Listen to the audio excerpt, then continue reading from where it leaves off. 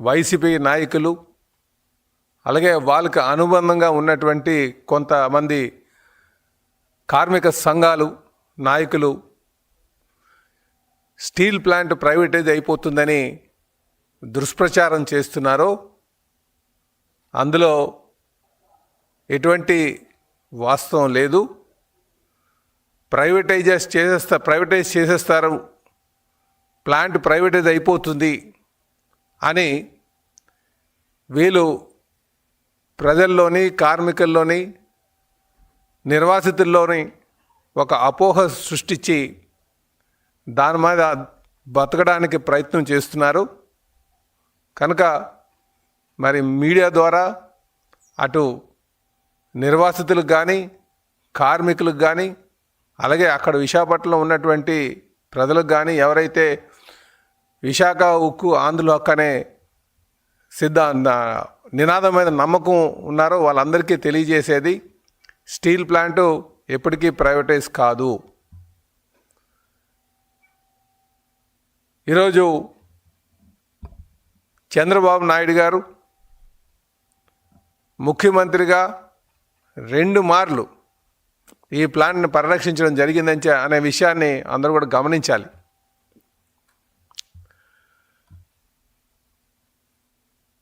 సుమారు 14,440 కోట్లు 14,040 కోట్లు ఈ ప్లాంట్కి అటు స్టేట్ గవర్నమెంట్ నుంచి ఇటు సెంట్రల్ గవర్నమెంట్ నుంచి డబ్బులు తీసుకొచ్చి దాన్ని కాపాడినటువంటి పరిస్థితి మరి అందరూ కూడా గమనించాలి.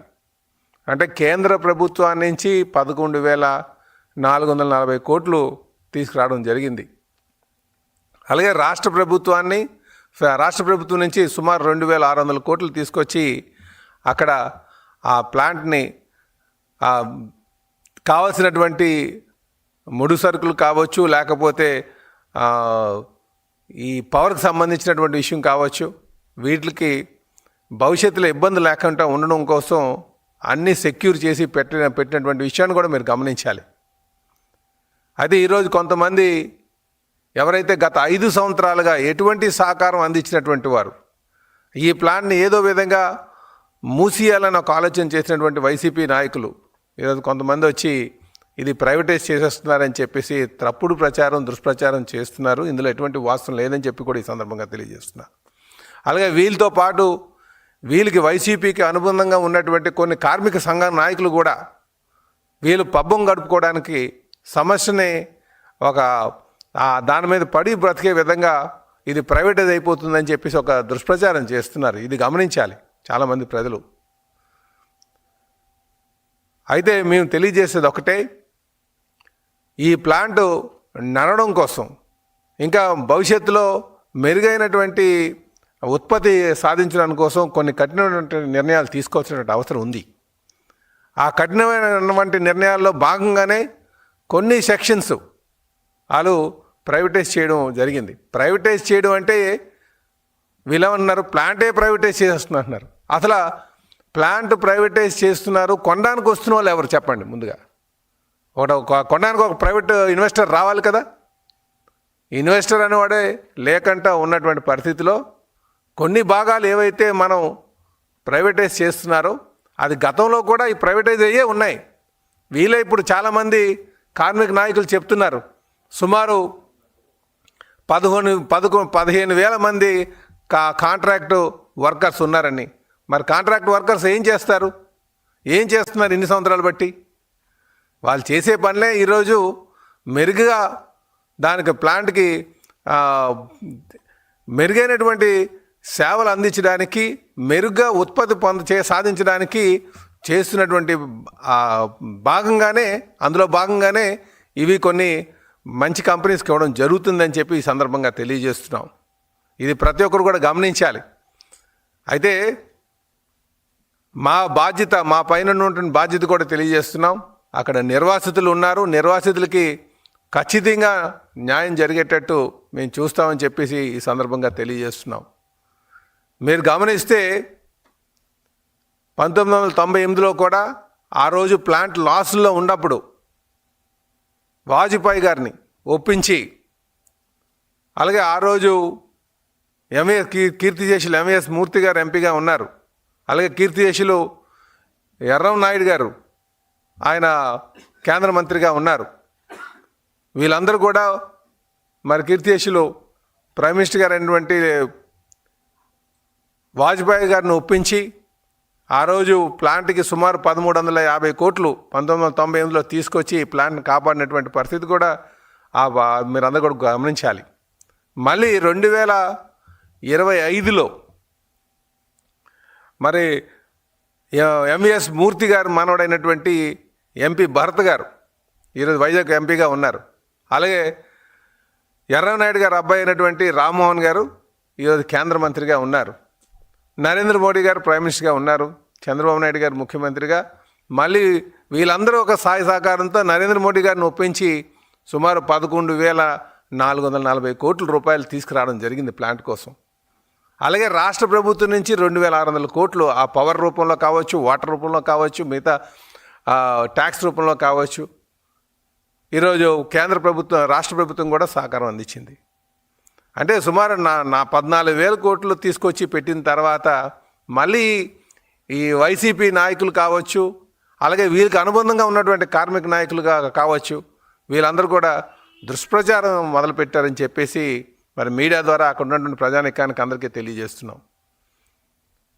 ఈరోజు చంద్రబాబు నాయుడు గారు ఖచ్చితంగా ప్లాంట్ని మంచి ఉత్పత్తి సాధించాలనే విధంగా కేంద్రం మీద మరి ఒత్తిడి తేవడం కూడా జరిగింది. మళ్ళీ ఒకసారి తెలియజేస్తున్నాం, మా బాధ్యత ప్రతి నిర్వాసితుడికి జాబ్ వచ్చే వరకు కూడా ఈ ప్లాంట్ని పబ్లిక్ సెక్టార్లోనే కొనసాగుతుంది. ఇది కూడా ప్రతి ఒక్కరు గమనించాలని చెప్పి తెలియజేస్తున్నాను. ఈరోజు సుమారు 8,000 మంది నిర్వాసితులు ఉన్నారు. వాళ్ళందరికీ కూడా న్యాయం జరగడానికి కోసమే ఈరోజు కేంద్రం మీద ఒత్తిడి తేవడం జరిగింది. ఇది కూడా ప్రతి ఒక్కరు గమనించాలని చెప్పి తెలియజేస్తున్నాం. ఇదే కాకుండా కార్మిక నాయకులు కావచ్చు, అలాగే అక్కడ ఉన్నటువంటి యాజమాన్యం కావచ్చు, ఎంప్లాయీస్ కావచ్చు, వీళ్ళందరూ కూడా బాధ్యతగా మెలగాల్సినటువంటి అవసరం ఉంది. పబ్లిక్ సెక్టర్ అంటే ఇది అందరూ బాధ్యతగా వ్యవహరిస్తే కానీ ఈ లాభాల్లో నడిచేటువంటి పరిస్థితి ఉండదు. ఇది గమనించాలి అందరూ కూడా. ఈరోజు ఎప్పుడు లేనటువంటి ఉత్పత్తి సాధించింది స్టీల్ ప్లాంట్ 1987లో ఉత్పత్తి స్టార్ట్ అయిన దగ్గర నుంచి ఈరోజు లెక్కేసుకుంటే హయ్యెస్ట్ ఉత్పత్తి సాధించేటువంటి దిశగా ప్రయాణం చేస్తుంది.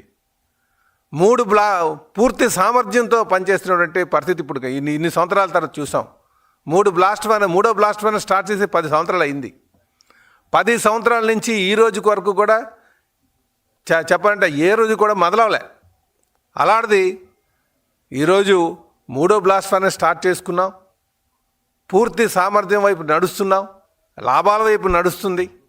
కనుక ఎవరు ఆందోళన చెందాల్సిన అవసరం లేదు.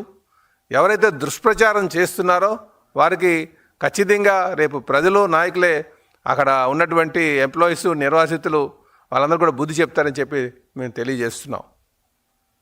అలాగే మా ధ్యేయం కూడా ఈ ప్లాంట్ పూర్తి సామర్థ్యంతో నడవాలి, లాభాల్లో రావాలని వచ్చేటట్టుగా మా ప్రయత్నం చేస్తామని చెప్పి ఈ సందర్భంగా తెలియజేస్తాం. ఆ విధంగా అటు కేంద్రం మీద కానీ లేకపోతే అక్కడ యాజమాన్యం మీద కానీ ఉత్పత్తి పూర్తి సామర్థ్యంలో వచ్చేటట్టుగా చేసే విధంగా మేము ఒత్తిడి తెస్తామని కూడా ఈ సందర్భంగా తెలియజేస్తున్నాం. అయితే అందరూ కూడా సహకారం అందించాలి. ఒక్కోసారి మరి కఠినమైన నిర్ణయాలు తీసుకోవాల్సిన అవసరం ఉంది. అది ప్లాంట్ సామర్థ్యం పెంచడానికి కోసమే అనే విషయాన్ని గమనించాలి అందరూ కూడా. అదేవిధంగా ఈరోజు మీరు చూసుకుంటే కొంతమంది నాయకులు, కార్మిక నాయకులు ఈ 2023 నుంచి 2025 మధ్యకాలంలో ప్లాంట్ లాభాల్లో లేదని సంగతి అందరికీ తెలుసు. ప్లాంట్ మూతపడిపోతుందేమోనన్న పరిస్థితి ఉండేది, అంటే గత 5 సంవత్సరాలుగా. అలాంటి పరిస్థితుల్లో కూడా ఈ నిర్వాసితుల్ని, కొంతమంది కార్మికుల్ని మోసం చేసి 3 లక్షల నుంచి 5 లక్షలు 8 లక్షలకి అమ్మి జాయిన్ చేసుకునేటువంటి పరిస్థితి ఉంది. వీళ్ళ మీద కూడా కఠిన నిర్ణయాలు తీసుకునే విధంగా రేపు ఆదేశాలు ఇవ్వడం జరుగుతుందని కూడా ఈ సందర్భంగా తెలియజేస్తున్నా. అంటే ఈ కేవలం డబ్బు ఉపేక్షను దృష్టిలో పెట్టుకోండి, డబ్బు కోసం అక్కడ లేనటువంటి ఉద్యోగాలు కూడా అక్కడ కార్మికుల్ని కొంతమంది కాంట్రాక్ట్లో చేర్పించుకోవడం జరిగింది. అందుకని మన సీఎండి గారు వచ్చినప్పుడు ఆయన చెప్పింది ఏంటంటే గోస్ట్ వర్కర్స్ ఉన్నారు, 2000 దాకా కూడా గోస్ట్ వర్కర్స్ ఉన్నారు. నెలకి వారు 2000 మందికి 20,000 చొప్పున డబ్బులు తీసుకెళ్తున్నారు.